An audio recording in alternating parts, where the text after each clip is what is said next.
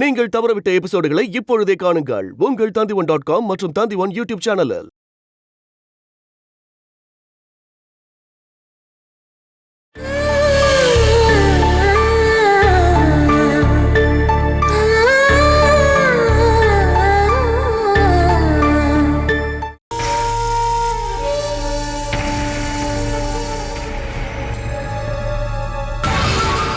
சூரஜ், இந்த பகையும் பழி வாங்குறதும் நமக்கு வேண்டாம்ப்பா.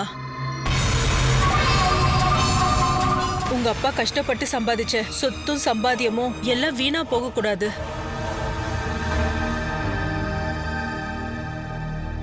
உனக்குள்ள இருக்க அந்த எண்ணத்தை நீ தூக்கி போட்டுட்டு இந்த குடும்பத்துக்காகவும் கல்யாணிக்காகவும் தான் நீ வாழணும்.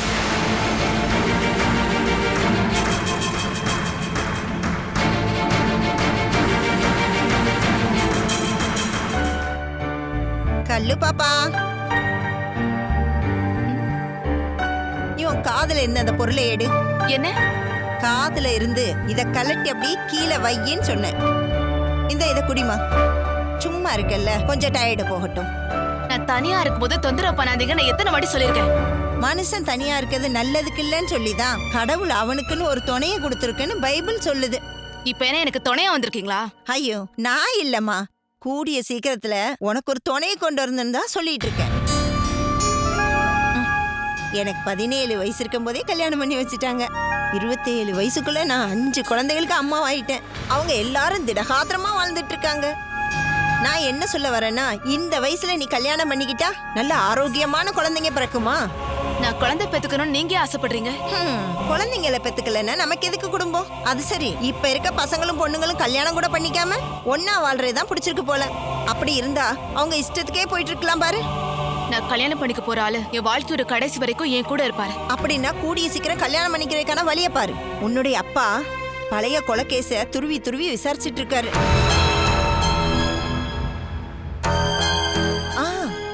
கீழே சாரதா மாட்ட சூரஜ் சார் பேசிட்டு இருக்கத நான் கேட்டேன்.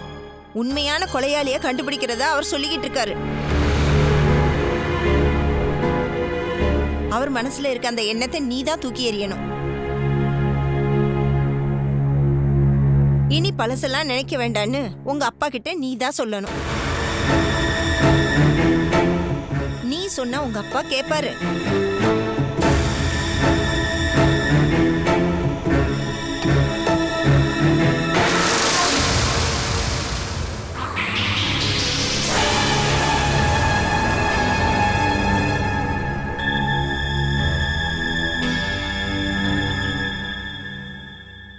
அப்பா, உங்களுக்கு எதிரிங்கன்னு யாராவது இருக்காங்களா? எனக்கு தெரிஞ்ச வரைக்கும் இல்ல. அப்ப யாரை கண்டுபிடிக்க நீங்க முயற்சி பண்றீங்க? யாரை கண்டுபிடிக்கிறத பத்தி நீ பேசுறமா? உங்களை கொலைகாரனாக்கி ஜெயிலுக்கு அனுப்புறதுக்கு பின்னாடி ஒரு ஆள் இருக்காங்களே, உங்களோட எதிரி. அது யாருன்னு கண்டுபிடிக்கதா நீங்க முயற்சி பண்றீங்களா?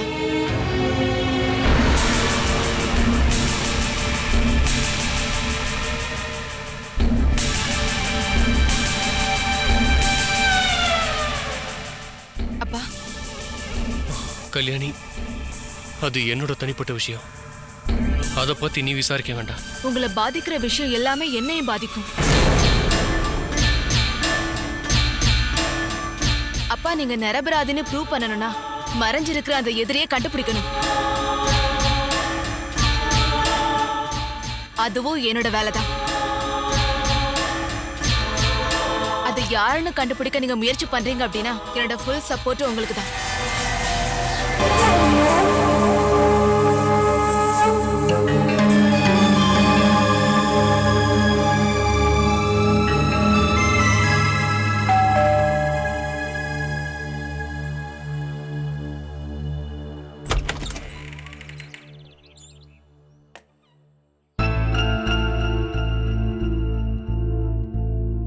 அம்மா, நீங்க எப்பமா வந்தீங்க? வந்து 1 மணி நேரம் ஆச்சுமா. சாப்பிட்டீங்களா? பிரீத்தி வாங்கி கொடுத்தான். வாமா. அட்வொகேட் என்ன சொன்னாரு? நான் நேரடியா 2 லட்சம் ரூபாய் வாங்கினதுக்கான ப்ரூஃப் இல்லாததுனால விஜிலன்ஸ் கொடுக்கற அந்த குற்றப்பத்திரிக்கைக்கு பலம் குறையுமாமா. அந்த ஆளு வீட்டுக்கு வந்து பணம் கொடுத்தேன்னு சொன்ன டைம்ல நீங்க ஆபீஸ்ல தான் இருந்தீங்கன்னு ப்ரூவ் பண்ண முடியலையா? சாயங்காலம் 6 மணிக்கு அப்புறமா தான் பணத்தை வீட்டுல கொண்டு வந்து கொடுத்தான்னு அந்த ஆள் வாக்குமூலம் கொடுத்திருக்காரு. ஆனா நோட்ல என்னுடைய ஃபிங்கர் பிரிண்ட் பதியவே இல்லை. அதை வச்சு பார்க்கும்போது எதிரிங்க என்ன வேணும்னே மாட்ட வைக்கிறதுக்காக பணத்தை வேற யார் மூலியமாவதோ வீட்டுல கொண்டு வந்து வச்சிருக்காங்கன்னு வாதாடலாம். ஆனா அதுதானே உண்மை. அப்படின்னா பணம் யார் மூலியமா எப்படி வீட்டுக்குள்ள வந்துச்சுன்னு சொல்லி விசாரணை பண்ணுவாங்க. அப்போ கண்டிப்பா வினுதான் குற்றவாளி ஆவான். ஒருவேளை நான் கட்டாயப்படுத்தினாலதான் வினு பணம் வாங்கினா அப்படின்னு அவங்க கோர்ட்ல வாதாடவும் வாய்ப்பு இருக்கு. கணக்குல வராத அந்த 2 லட்சம் ரூபாவை இங்க இருந்து கண்டுபிடிச்சிட்டு போனது உண்மைதானே? அதுக்கான காரணத்தை கண்டுபிடிச்சு அந்த காரணத்தை நம்ம கோர்ட்ல போய் சொன்னோம் அப்படின்னா இந்த கேஸ்ல இருந்து நான் தப்பிக்கலாம். அப்படி இல்லனா கோர்ட்டுடைய உத்தரவுப்படி 3 வருஷம் ஜெயில் தண்டனை கொடுக்கறதுக்கும் வாய்ப்பு இருக்கு. அப்படிலாம் எதுவும் நடக்காதுமா. உங்களை கோர்ட் விடுதலை பண்ணிடும். அதெல்லாம் ஒரு ஆசைதாம்மா. இல்லைன்னா வினுவை குற்றவாளியா நிறுத்திட்டு நான் அதுல இருந்து தப்பிக்கலாம். ஆனா என்னுடைய சுயநலத்துக்காக நான் உனக்கு தண்டனை வாங்கிலாம் கொடுக்க மாட்டேன்.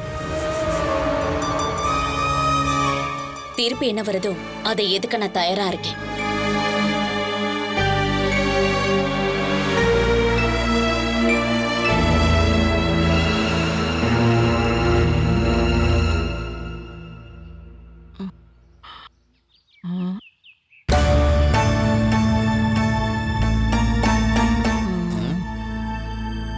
இப்படி வழி மேல வெளி வச்சு பாத்துட்டு இருக்க வேண்டாம். அவங்க இங்க தானே வர போறாங்க. அவங்க வரேன்னு சொன்னாங்க. ஆனா இவ்வளவு நேரம் ஆகியும் வரலையே.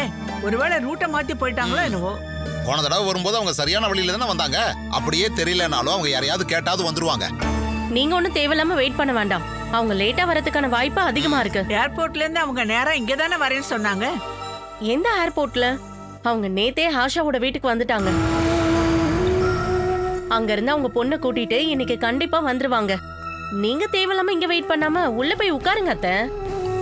ஆஷாவோட வீட்ல இருந்து அவங்க வர்றதுனால அவங்க கிட்ட நம்ம என்ன எதிர்பார்த்தாலும் பிரயோஜனம் இல்ல. நீ உள்ள வாமா, நம்ம போய் கஞ்சியாவது குடிப்போம். வா, கம் மம்மி. தெய்வமே, நம்ம ஐட்டம் தெரிஞ்சு அவங்க வாங்கிட்டு வந்தாங்கன்னா ரொம்ப நல்லா இருக்கும்.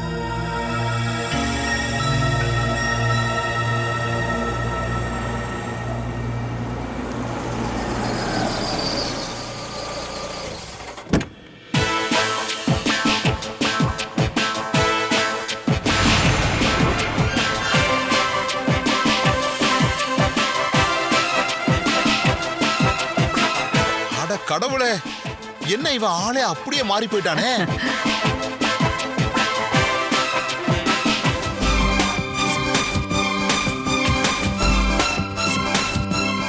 இறங்கி வா.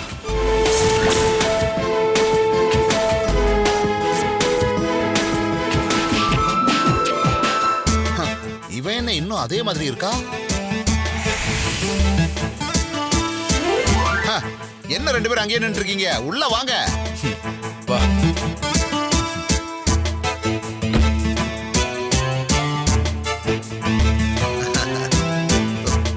ஓ, அடையாளமே தெரியாத அளவுக்கு மாறிட்ட.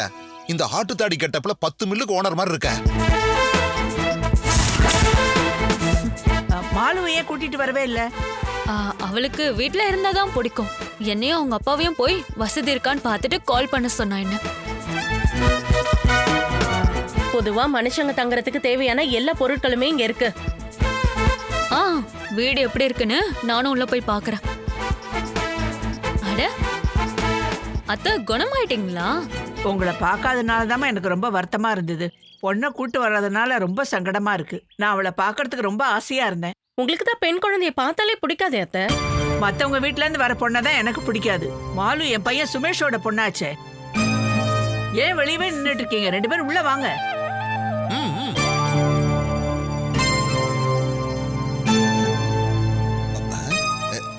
ஏடா, துபாயில இருக்கிற பொண்ணுங்களா இப்படித்தான் நடப்பாங்களா என்ன? அவ இப்போ ஒரு பெரிய ஃபேஷன் டிசைனர் ஆச்சே. அதனால அவ என்னதான் மேக்கப் பண்ணாலும் நான் அதை கவனிக்க மாட்டேன். ஆமா, நீ பொட்டி எதுவும் கொண்டு வரலையா? இந்த வீட்டுக்கு தேவையான வீட்டு சாமான்களை ஆஷா வீட்ல இருந்து வேன்ல ஏத்தி இங்க அனுப்பிச்சிருக்கோம். டேய், இந்த கல்ஃப்ல இருந்து வரும்போது பொட்டியெல்லாம் எடுத்துட்டு வருவாங்களே. டேய், பெட்டி ஓபன் பண்றதெல்லாம் இங்க ஒரு சடங்கு தானே. பொட்டியை வீட்லயே வைக்க சொல்லி ஆஷா சொல்லிட்டா. நீ அவளோட அடிமையாவே மாறிட்டியே என்ன? எல்லா வசதி வாய்ப்பும் இருக்க இந்த அடிமைத்தனத்துக்கு ஒரு பெரிய சுகம் இருக்கு. அவ சொல்றதா நான் கேட்பேன், அப்படிதான் நடப்பேன். ஓ, அப்படி ஒரு சுகம். Sumesh come here. என்ன கூப்பிடுறா, நான் போறேன். அடிமையா இருக்கிறதுல இவன் நைனாவுக்கே சவால் விடுறானே. இங்க பாருங்க, அவன் கிட்ட கொஞ்சம் ஜாக்கிரதையா இருக்கணும். நம்ம எல்லாரையும் வித்த காசோட தான் அவன் இங்க வந்திருக்கான். அவன் மனசுக்குள்ள ஏதோ ஒரு பெரிய பிளான் இருக்கு. சாமி ஐயப்பா, என் வேண்டுதலை தயவு செஞ்சு நிறைவேற்றி கொடுப்பா. அங்க இருக்கிற வேலையை வேண்டாம்னு சொல்லிட்டு ஏமா 2 பேரும் இங்க வரீங்க? ஒரு 10 வருஷத்துல தேவையானதை விட அதிகமா சம்பாரிச்சிட்டோம். அது மட்டும் இல்லாம அப்பா சம்பாரிச்ச சொத்து பத்து வேற இருக்குல்ல. அப்பா என்ன சொன்னார்னா, இதுக்கப்புறம் அங்க இருக்க வேணாம்னு சொல்லிட்டாரு. நீ நைனாவை எங்கடா பார்த்த? ஆஷாவோட வீட்டுல வச்சுதான். நம்மளோட அப்பா இப்ப அங்கதான் இருக்காரா? நம்மளுடைய அப்பா இல்ல, ஆஷாவுடைய அப்பா சொன்னாரு. ஓ அப்படியா? இதுக்கப்புறம் இன்னொரு நாட்டுக்கு போய் கஷ்டப்படணுமா என்ன? அங்க இருந்த பிளாட் பில்டிங் எல்லாத்தையும் சேல் பண்ணிட்டு தான் வந்திருக்கோம். இங்க ரொம்ப ஹீட்டா இருக்கு. ஃபேன் ஃபுல் ஸ்பீட்ல தான் ஓடுது. சுமேஷ், ஏசி இல்லாம இங்க இருக்க முடியாது, முக்கியமா நம்ம பொண்ணுக்கு. ஏசி போடுறதுக்கான ஏற்பாடு பண்ணிடுறேன். அவ இங்க வந்து எந்த ரூம்ல தங்கலாம்னு சொல்லி நான் போய் பாக்குறேன்.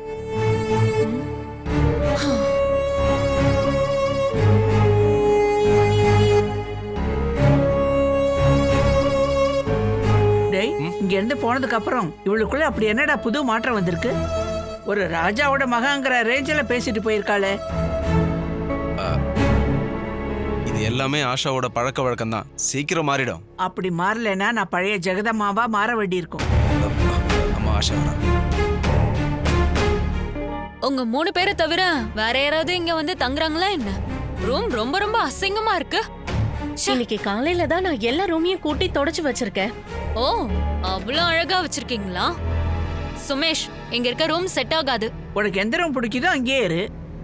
ஒருவேளை இப்போ இந்த வசதி வாய்ப்பு பத்தல அப்படின்னா இன்னொரு வீட்டை வாடகைக்கு எடுக்கலாமே.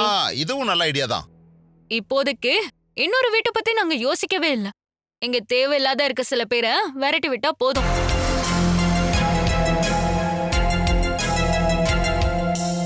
விரட்டி விட்ட பிறகு எந்த பிரச்சனையும் இருக்காது. சரியா சுமேஷ்?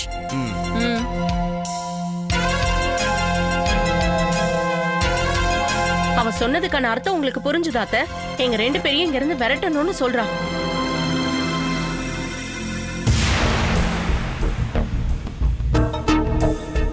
இங்க பாரு சுமேஷ், இதுக்கப்புறமா எங்களை ஏமாத்த பார்த்தனா உனக்கு எதிரா நாங்க கேஸ் கொடுப்போம்.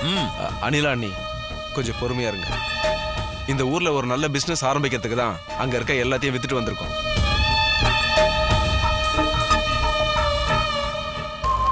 நானும் ஆஷாவும் அந்த பிசினஸ் பார்க்க போனதுக்கு அப்புறம் நம்ம பழைய வீட்டோட அக்ரிமெண்ட் முடியும் போது நீங்க எல்லாரும் அங்க போய் தங்கலாம். அது அப்படியே ரெசார்ட்டா மாத்திட்டு நீங்க 2 பேருமே அங்கேயே இருக்கலாம். ரெசார்ட்டுக்கு கொடுத்துருக்கிற வீடு இடமும் வேணும்னு பாலா கொடுத்துருக்கிற கேஸ் என்னாச்சுன்னு பார்க்கணும் இல்லையா? இப்பதான் நான் இங்க வந்துட்டேன்ல. பாலா கொடுத்த கேஸ எப்படி ஒண்ணும் இல்லாம பண்றதுன்னு எனக்கு நல்லா தெரியும்.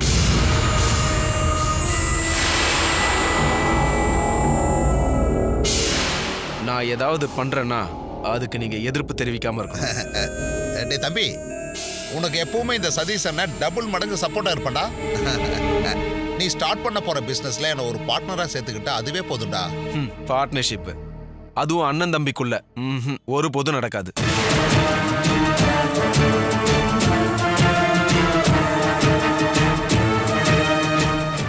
பார்ட்னரை சேர்த்துக்க எனக்கு பிடிக்காது. ஒவ்வொன்றுத்தையும் தனியா பண்ணதான் பிடிக்கும்.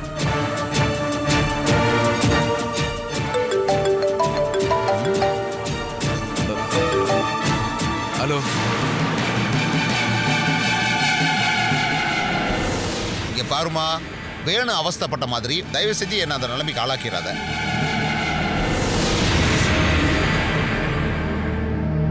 சாரி சார், அதுக்கான 70% பேப்பர் ஒர்க்ஸை நான் முடிச்சு வச்சிருக்கேன். ஸ்டேட் பயோடைவர்சிட்டி போர்டு ரிப்போர்ட்டும் என்விரான்மெண்டல் இம்பாக்ட் ஸ்டடி ரிப்போர்ட்டும் கிடைச்சதுன்னா அது எல்லாத்தையுமே கம்ப்ளீட் பண்ண முடியும்.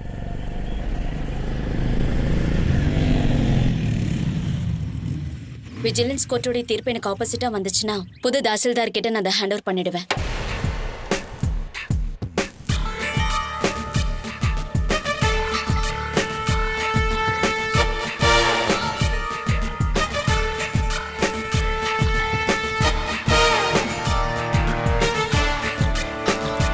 முன்னாடி டெப்டி கலெக்டருங்கிற முறையில நீங்க இல்ல, ரெவன்யூ மினிஸ்டர் ஆபீஸ்ல இருந்து கால் பண்ணாலும் சரி, மேலும் ரிப்போர்ட்டை நான் கொடுக்கவே மாட்டேன். யார் கூட சண்டை போட்டுட்டு இருக்கீங்க? சில முக்கியமான வேலைக்காக தான்மா. உங்களுக்கு சஸ்பென்ஷன் கொடுப்பாங்களா பாலாண்டி? அது கோர்ட்டு சொல்ற தீர்ப்பு பொறுத்துதாம்மா. இருந்தாலும் நீங்க பண்ணாத தப்புக்காக தண்டனை அனுபவிக்கிறீங்கன்னு சொல்லும்போது நான் பண்ணாத தப்புக்காக இதுக்கு முன்னாடி நான் நிறையவே அசிங்கப்பட்டிருக்கேன். அந்த அனுபவம் எனக்கு இருக்கிறதுனால இந்த கேஸை நான் தைரியமா ஃபேஸ் பண்ணுவேன். எல்லாருக்கும் தெரியும்.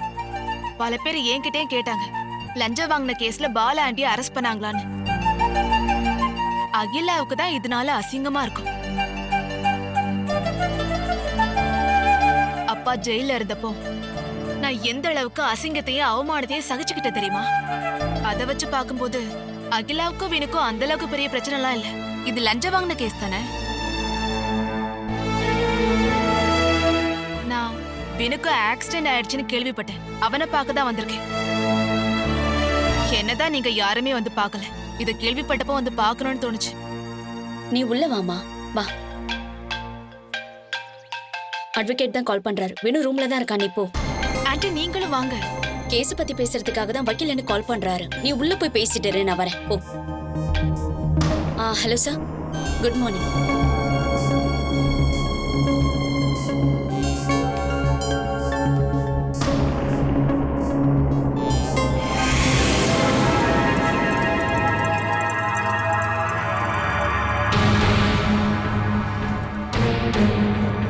ஹலோ.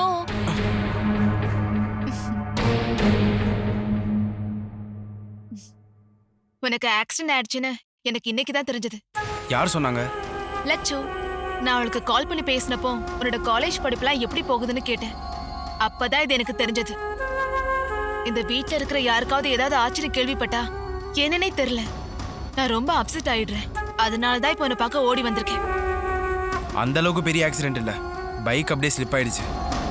நடந்தது பைக் ஆக்சிடென்ட் இல்லைன்னு உன்னை பார்த்தாலே தெரியுது. நீ இந்த தடவை யார் கூட போய் சண்டை போட்டு வந்த? டேய், ஆம்பளைங்களா இருந்தா சண்டை சச்சரவு கண்டிப்பா இருக்கும். அடியும் கொடுப்பாங்க, அடியும் வாங்குவாங்க. அதுக்காக இப்படி மறைஞ்சிருக்க வேண்டிய அவசியம்லாம் இல்ல. நான் என்னத்தை மறைச்சு வச்சேன்? நீ இந்த மாதிரி கேள்வி கேட்டு என்ன தொந்தரவு பண்ணாத. நீ யார் கூட சண்டை போட்ட அப்படிங்கறதெல்லாம் பிரச்சனை இல்ல. ஆனா உனக்கு தான் அடி பலமா கிடைச்சிருக்குன்னா அவனை விடவே கூடாது. என்னோட பெஸ்ட் ஃப்ரெண்ட் அப்படிங்கிற முறையில நான் அதை சொல்றேன். உன்னை அடிச்சவங்கள திரும்ப அடிக்கணும். உன்னால இதை தனியா செய்ய முடியலனா அதை செய்யக்கூடிய ஆளுங்க கிட்ட ஒப்படைச்சிடலாம். என்ன அப்படி பாக்குற? உனக்கு ஹெல்ப் பண்றேன்னு நான் ஒன்னும் உன்கிட்ட சும்மா சொல்லல. நான் ஒரு வார்த்தை சொன்னா போதும், அதை உடனே செஞ்சு கொடுக்குற அளவுக்கு எனக்கு நிறைய ஃப்ரெண்ட்ஸ் இருக்காங்க.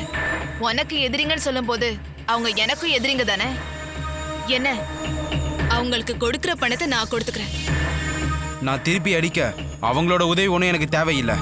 யார் சொல்லி அவங்க அடிச்சாங்கன்னு எனக்கு தெரிய வந்துச்சுன்னா அன்னைக்கே அவனுக்கு இருக்கு. இப்படி தைரியமா பேசுறவங்கள தான் எனக்கு பிடிக்கும். ஒருவேளை இப்போ நீ மனசு மாறி உனக்கு என்னோட உதவி தேவைப்படுச்சு அப்படின்னா எனக்கு ஒரு கால் பண்ணு. ஆமாண்டா, என்னோட ஃபுல் சப்போர்ட் எப்பவுமே உனக்கு தான்.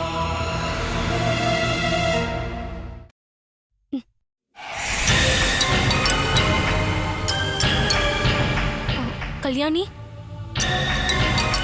டைம் என்னாச்சு? இப்பதான் குளிக்கிற நேரமா? இன்னைக்கு தான் லீவ் ஆச்சே, அதான் நான் எந்திரிக்க லேட் ஆயிடுச்சு. அதனால எல்லாம் வீணா போயிடுச்சு. 6 மணிக்கு முன்னாடியே எந்திரிச்சு குளிச்சு ரெடியா இருக்க அகிலாவ இப்படி பார்த்தா அதிசயமா தான் தோணும். இந்த நைட் டியூட்டி வரும்போது தான் எல்லாம் பிரச்சனை ஆயிடுது. இந்த நைட் டியூட்டி இல்லைன்னா 6 மணிக்கெல்லாம் எழுந்திருச்சிருவேன். சரி, நீ எப்ப வந்த? 1/2 மணி நேரம் தான் ஆச்சு. அப்பா காலையிலேயே யாரையோ பார்க்க போயிட்டாரு. நாங்க இருந்தா மேரியம்மா சொல்ற அட்வைஸ கேட்டு எனக்கு தலைவலி வந்துரும். எந்த வேலை இல்லைனாலும் எப்ப பார்த்தாலும் ஏதாவது பேசிட்டே இருப்பாங்க. பாட்டி என்னன்னா, நான் பசங்க மாதிரி கொஞ்சம் கூட பயமே இல்லாம சுத்திட்டு இருக்கதா சொல்றாங்க. அங்க இருந்தா எனக்கு ரொம்ப போர் அடிக்கும். அப்பதான் வினுக்கு ஆக்சிடென்ட் ஆன விஷயம் தெரிஞ்சது எனக்கு. அவனை பார்க்கதான் நான் வந்தேன். பாத்தியா என்ன? பார்த்தேன். அவனுக்கு நல்ல அட்வைஸும் கொடுத்தேன். அதுக்கப்புறம் அவன் இஷ்டத்துக்கு உன்னை திட்டிருப்பானே. என்னையா, நான் உன்ன மாதிரி கிடையாது. என்கிட்ட கோவப்பட்டா நான் உடனே கண்ணத்தை பார்த்து அரைஞ்சிருவேன்னு அவனுக்கு நல்லாவே தெரியும். அப்போ என்னோட இடத்துல நீ வந்து இருக்கியா? அவன் மாறானான்னு பாக்கலாம். உன்னோட இடத்துக்கு நான் வந்தனா நிறைய பிரச்சனை வரும். எல்லாத்தையும் நீ விட்டு கொடுத்தாகணும். ஆல்ரெடி நீ என்னோட அம்மாவை சொந்தமாக்கிட்டல்ல. அது சொல்றதுனால எந்த பிரயோஜனமும் இல்லைங்கிறதுனால இப்போதைக்கு அந்த எண்ணத்தை அப்படியே விட்டுறலாம். இன்னைக்கு உனக்கு வேற வேலை எதுவுமே இல்லைன்னா நம்ம ஊர் சுத்த போலாமா? அதுக்கான வாய்ப்பே இல்ல கல்யாணி. வர புதன்கிழமையில இருந்து சர்ஜிக்கல் டிபார்ட்மெண்ட் தான் டியூட்டி. அதுவும் இப்ப இருக்கிற ப்ரொஃபசர் ரொம்ப ஸ்ட்ரிக்ட். அப்புறம் கால்ஸ் ரெஃபரன்ஸ்லாம் இருக்கு. அகிலா, ஆபரேஷன் தியேட்டர்ல ஒருத்தரோட உடம்ப கத்தியால கீற உடனே ரத்த வரத பாக்கும்போது உனக்கு பயமா இருக்காதா? எல்லாரையும் பார்த்து பார்த்து எனக்கு பழக்கமாயிடுச்சு. இருந்தாலும் ஆரம்பத்துல ரத்தம் வர்றத பார்த்ததுக்கு அப்புறம் அப்படியே கத்திட்டேன். அப்புறம் கொஞ்சம் கொஞ்சம் பயம் போயிடுச்சு. LLBக்கு படிக்காம MBBS படிச்சிருந்தா சரியா இருந்திருக்கும். ஒருத்தரோட உடம்ப கத்தியால கிழிக்கிறது கூட ஒரு சுகந்தானே. நீ எனக்காக ஆபரேஷன்ல யூஸ் பண்ற ஒரு சர்ஜிக்கல் நைஃபை கொண்டு வந்து தரியா? ஏகப்பட்ட பேரோட ரத்தம் படிஞ்ச ஒரு நைஃப். அது உனக்கு எதுக்கு? சும்மா பாக்கதா? பாக்குறதுக்கா? எனக்கு தேவைப்படும் போது அதை யூஸ் பண்ணிக்கலாம்ல.